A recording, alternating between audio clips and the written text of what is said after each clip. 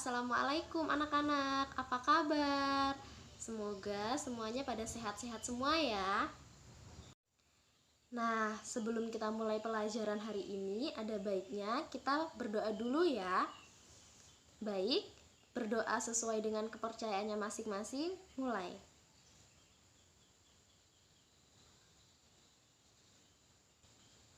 Selesai?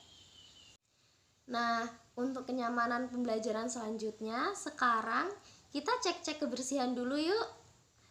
Anak-anak bisa dilihat ya, di samping kanan kirinya ada sampah atau enggak, di loker, laci, lorong meja. Oke, gimana? Wah, ternyata semuanya pada bersih ya. Alhamdulillah, anak ibu ternyata pada bersih-bersih nih. Bagus, ditingkatkan terus ya. Baik, sekarang ibu mau presensi kehadiran dulu ya. Sarah, Dito, Rino, Dian, Wahyu.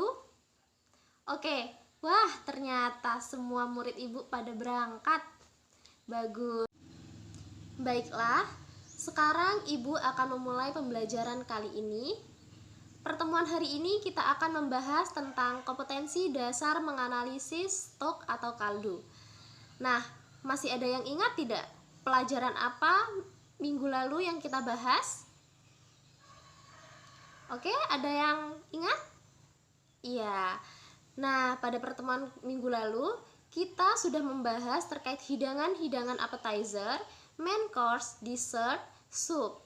Nah, untuk pertemuan kali ini kita akan membahas terkait stok ataupun kaldu. Nah, di sini sebelumnya ada yang udah tahu belum apa itu kaldu? Atau ada yang udah pernah bikin atau mencicipi kaldu itu seperti apa?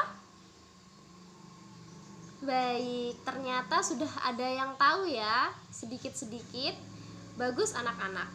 Baik, sebelum berlanjut pada materi selanjutnya, sekarang ibu mau tanya, semuanya pada bawa bahan ajar yang ibu bagikan minggu lalu kan? Iya, bahan ajar. Bagus, semuanya pada bawa ya. Wah, semangat. Oke, nah bahan ajar itu tolong dibuka dan digunakan sebagai pedoman pembelajaran hari ini ya. Nah, sekarang ibu mau tanya, kira-kira di sini ada nggak yang udah pernah nyoba sup buntut? Atau sup iga? Ada? Pasti kalian juga nggak asing kan dengan makanan-makanan ini? Nah, sup buntut atau sup iga merupakan hidangan sup Nusantara yang khas di Indonesia. Banyak banget masyarakat yang menyukai hidangan ini. Nah, hidangan ini juga merupakan hidangan yang menggunakan penerapan atau pengaplikasian dari kaldu atau stok. Nah, sup buntut dan sup iga ini menggunakan kaldu atau stok sebagai cairan pada hidangannya. Jadi, tanpa kaldu atau stok, maka sup tersebut tidak akan terasa enak dan sempurna rasanya. Oke, dari contoh tersebut, ada yang udah tahu belum penjelasan dari kaldu atau stok itu apa? Gimana? Ada yang udah tahu anak-anak? Bagus, ternyata ada yang udah tahu ya. Doni bagus sekali. Nah, jadi kaldu atau stok merupakan suatu cairan yang dihasilkan dari rebusan-rebusan tulang atau daging, sayur-sayuran, dan bumbu-bumbu dengan panas sedang sehingga zat ekstrak yang terdapat di dalamnya terlarut pada cairan tersebut. Gimana anak-anak? Paham? Baik, nah dari pengertian tadi sudah terlihat apa aja sih komponen-komponen yang ada pada kaldu atau stok? Ya, betul sekali. Jadi komponen dari stok atau kaldu itu ada 3 anak-anak. Yang pertama itu ada daging atau tulang, yang kedua itu ada sayur-sayuran, dan yang ketiga itu ada bumbu.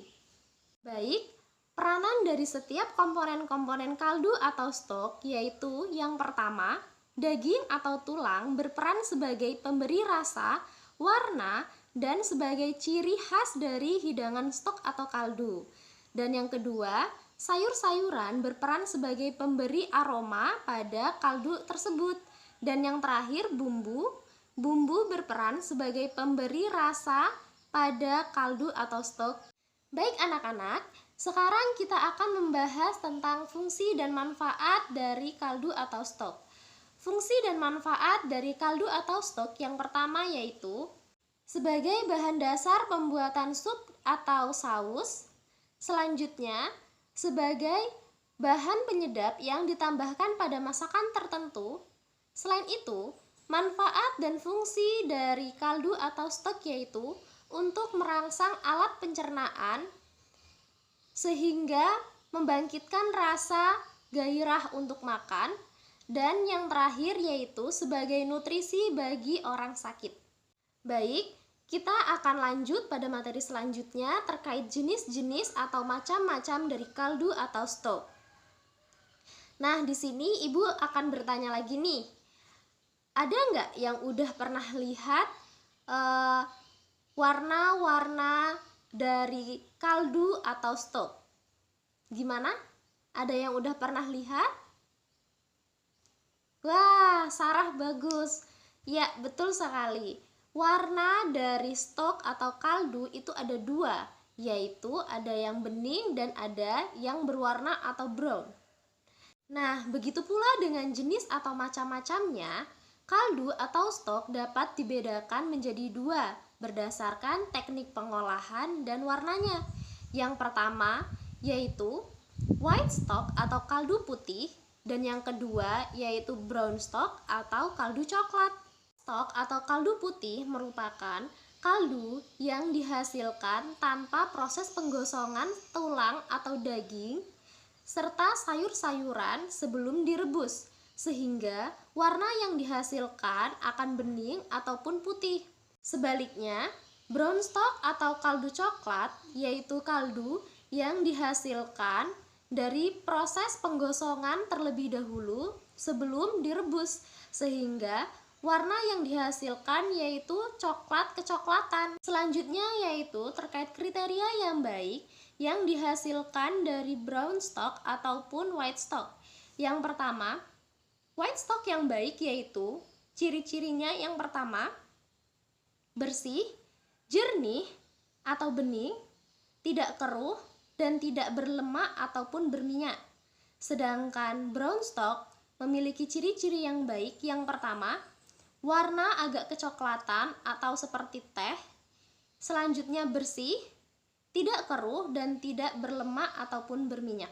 Oke, untuk latihan dan penggayaan di rumah, Ibu memberikan tugas ataupun PR bisa dikerjakan di rumah ya anak-anak. Tolong dibuka bahan ajarnya pada lembar terakhir.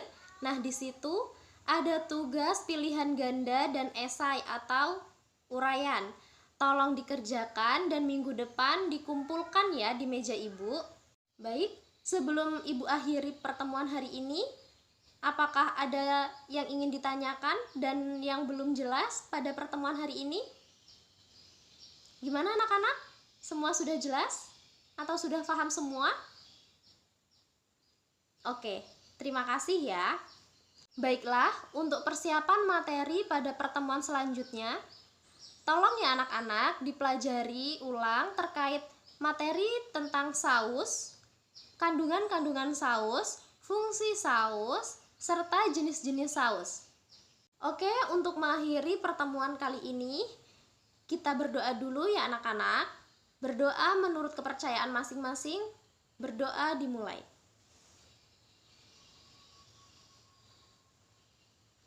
Selesai.